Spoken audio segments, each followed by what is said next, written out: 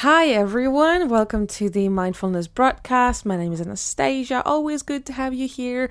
This podcast is dedicated to exploring emotional and mental well-being. We dive into topics like emotional boundaries, emotional intelligence, psychology, and mindfulness overall, highlighting the importance of all that I've mentioned just above. And these episodes hopefully will offer you insight into enhancing overall emotional healing and emotional well-being. A couple of years back, my husband and I went to a lecture of Dr. Gabor Maté, a brilliant physician who spent over 20 years in private family practice. He worked with people experiencing severe addiction and mental health challenges, and his main work is around the topic that says that addictions come from not genetic faults, but from early life trauma and emotional loss. And he argues that basically addiction is better understood as a survival pattern rather than simply a brain disease, and it goes to any kind of addiction.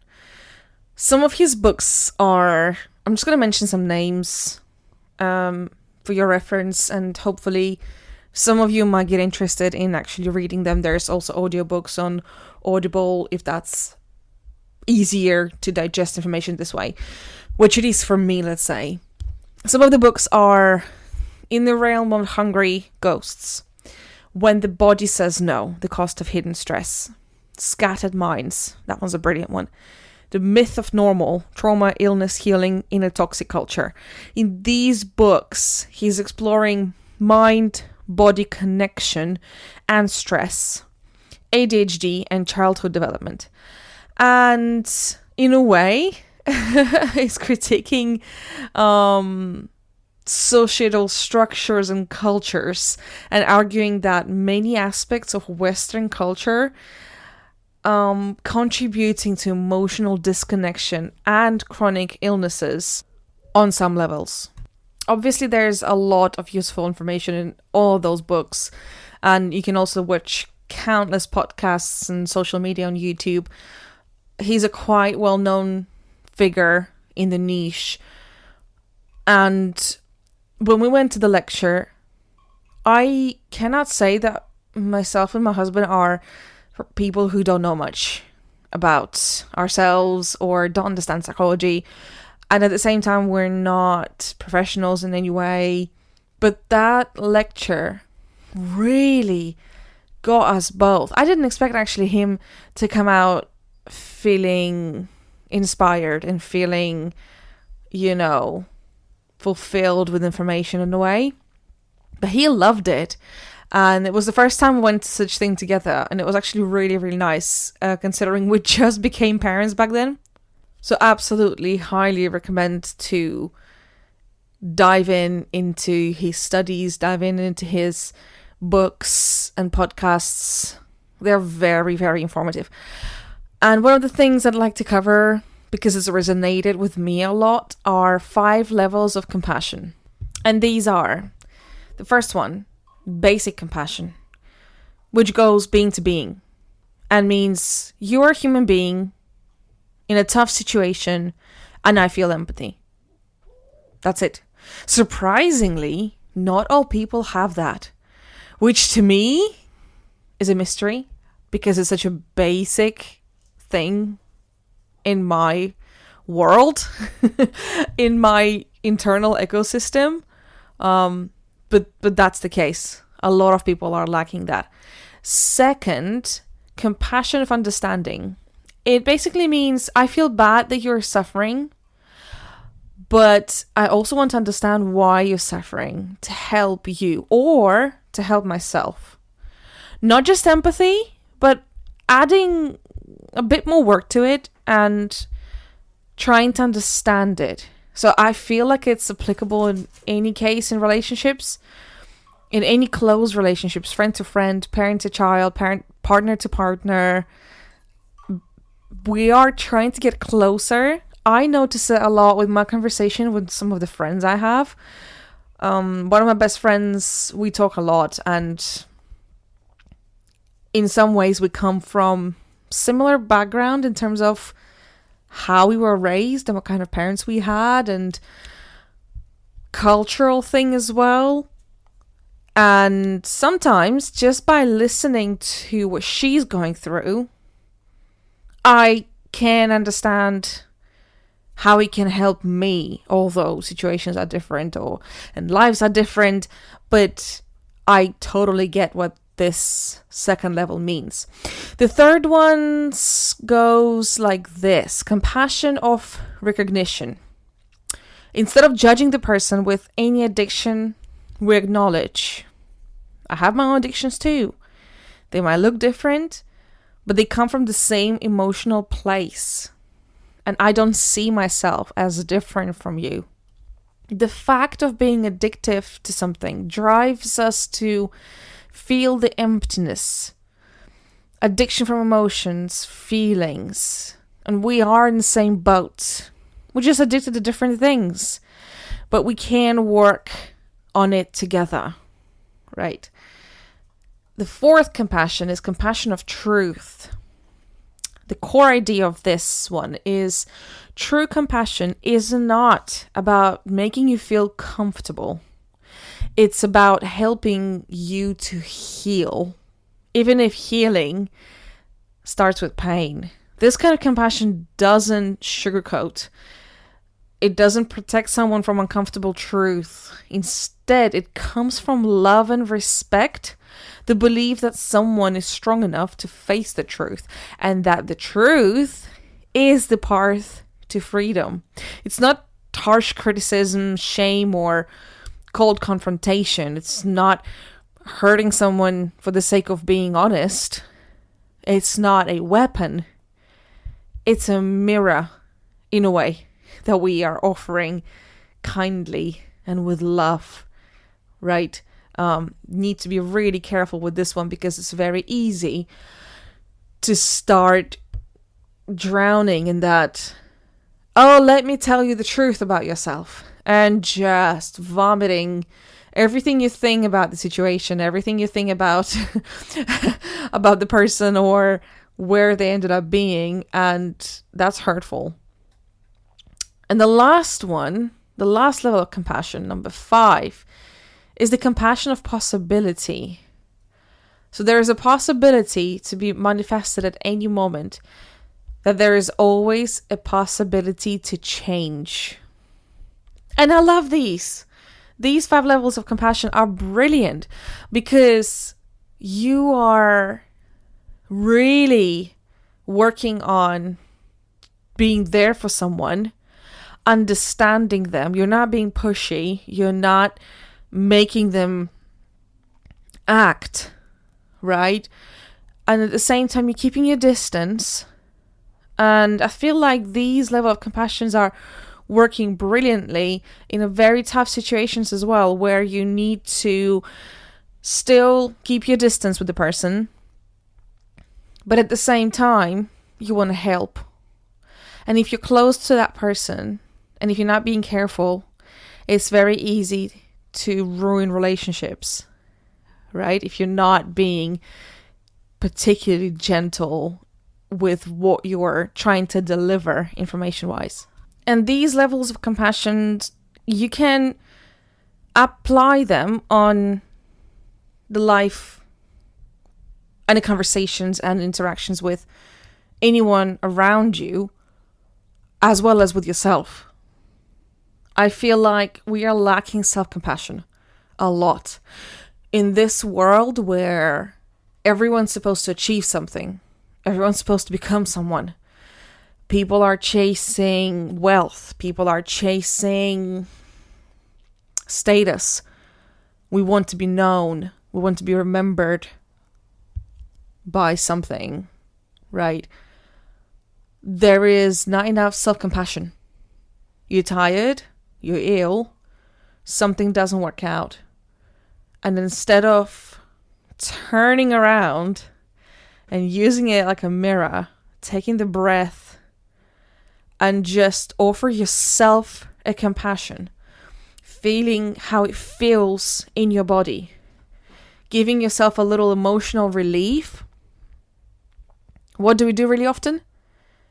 Oh, look at this and that person. Oh, they've done whatever. Oh, look what they've achieved.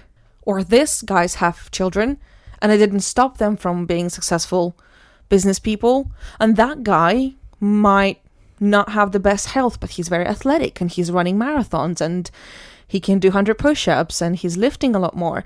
We are comparing ourselves a lot instead of offering compassion to ourselves, which I feel only brings us down. For some people, this kind of negative motivation really works. And it did used to work for me.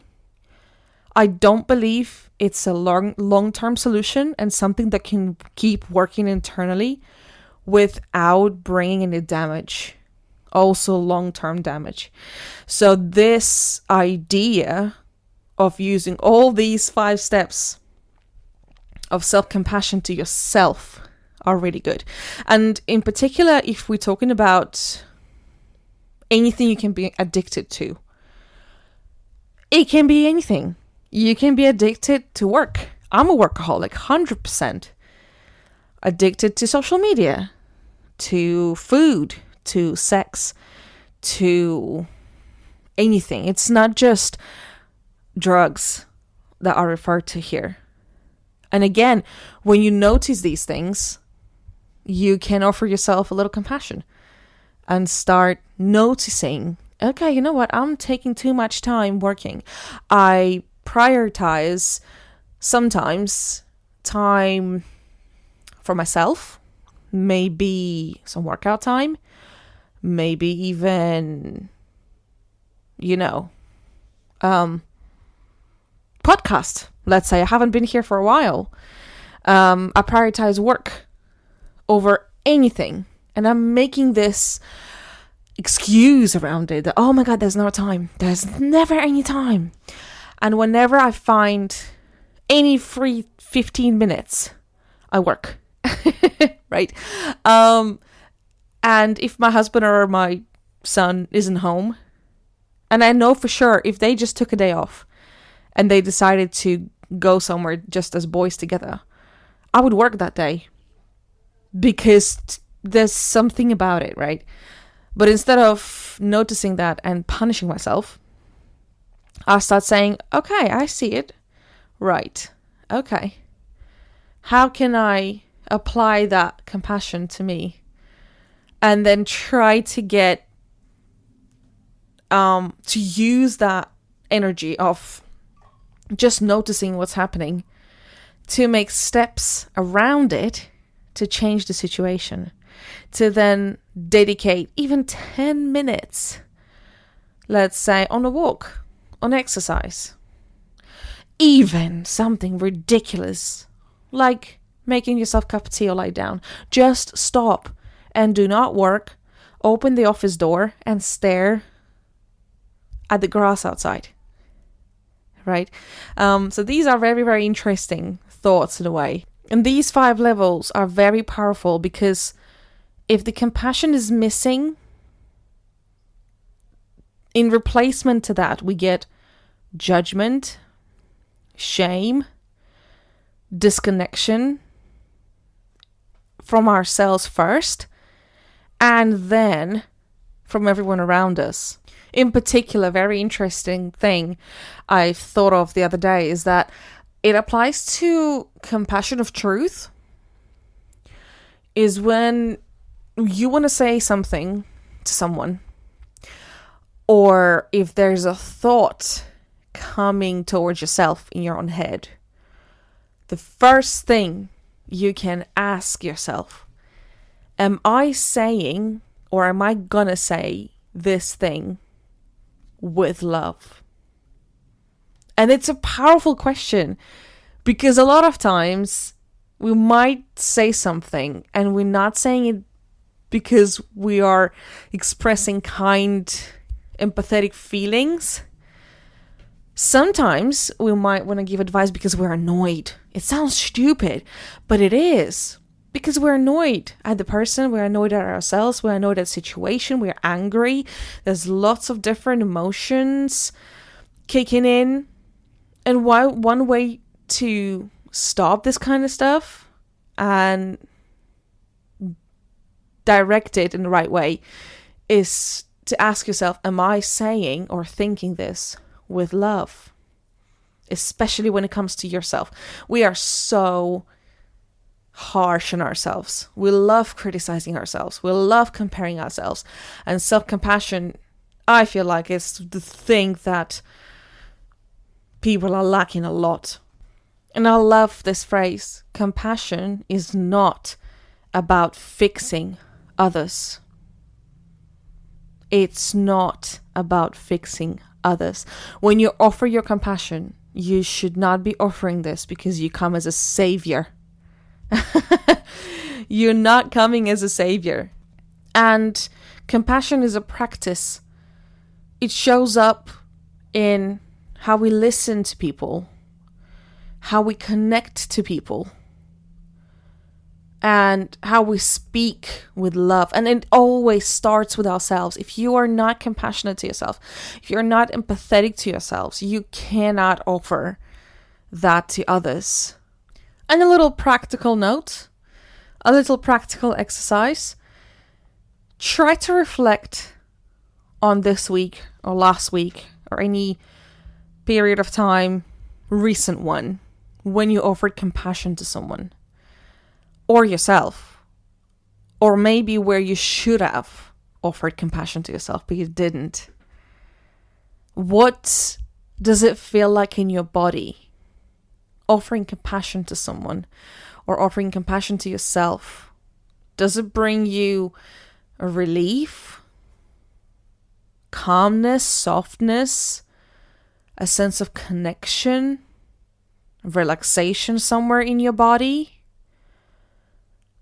And next time, when you would like to offer someone or yourself some compassion, whatever you're going through or whatever they're going through, just as a little reminder, keep that in your head that you are the human and they are the human.